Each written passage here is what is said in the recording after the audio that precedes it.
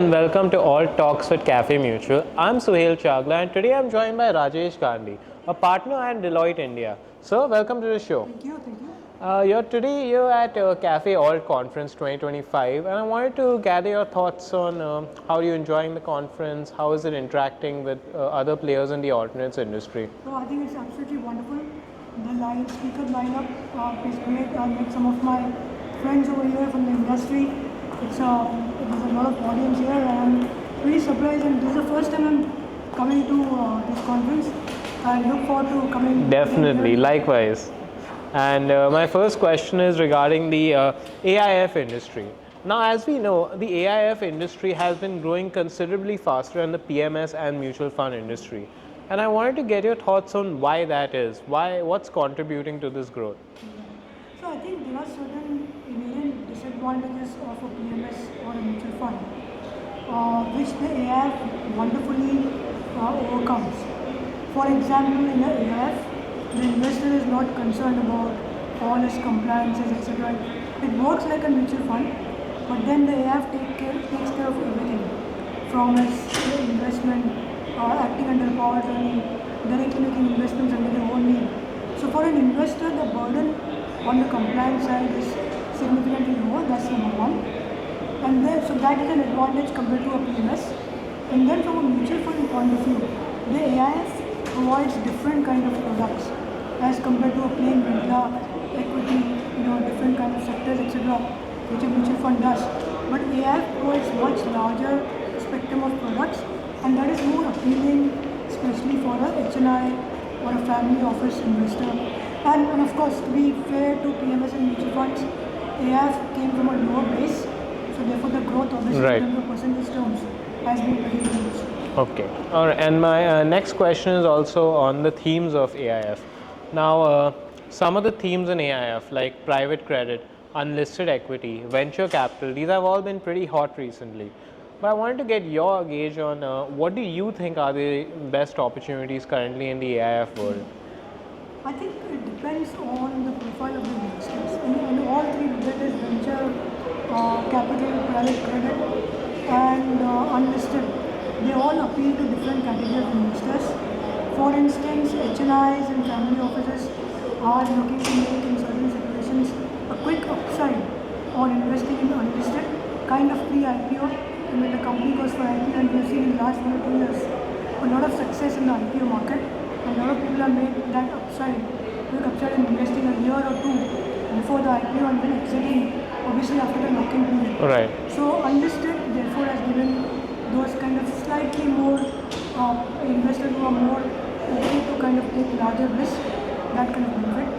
Private credit has benefited institutional investors, NBFCs, who are looking at more regular returns, lower risk kind of thing. And with the Indian markets, the way they have been behaving in the last 1 or 2 years, private credit has significantly seen an uptick.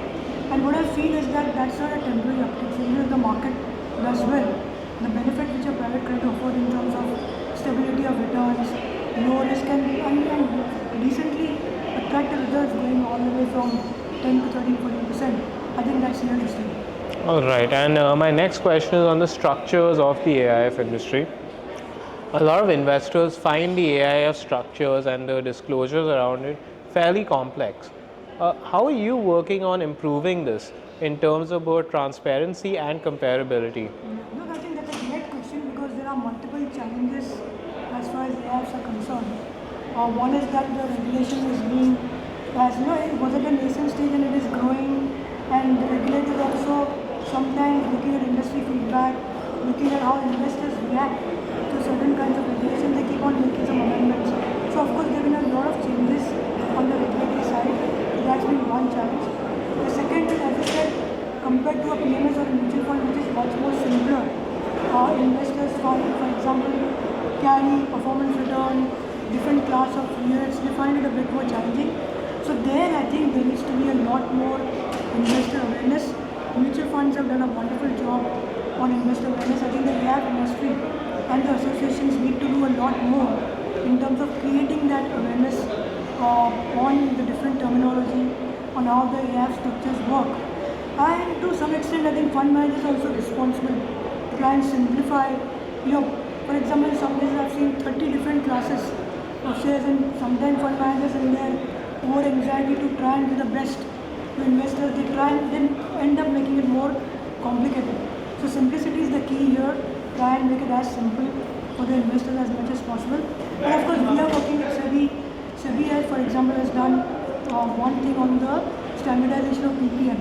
Similarly, there are a lot of things which SEBI can do in terms of trying to simplify and making this a more mature regulation. So a lot of work needs to be done there also. All right. Thank you for answering these important questions. Now we're going to move on to the next segment of the interview. We call this a rapid fire segment, where I'll ask you some quick, short questions, and you can give me some quick and short answers. The first thing that comes to your mind. So the first thing I want to ask you is, what inspires you? Can you name one book, a person, a TV show, a movie maybe that has impacted you the most? Anything? So there is a book, I forgot the name of the author, he's one of the ISKCON authors. It's called Mind Your Mind. And I find it very intriguing, and always whenever I'm a bit confused about certain things, I go back and read that book. Okay, that's great. It's a constant read. All right. My next question is regarding jargons in the finance industry. In the finance industry, there are quite a few phrases and jargons that are specific to it. Is there any jargon or phrase that you find overused and you would like to ban it? That's a difficult one to answer. No, I couldn't think of anything. Okay, you're fine with all the jargon in the finance industry. All right, that's a good answer. And my next question is regarding inspiration of ideas.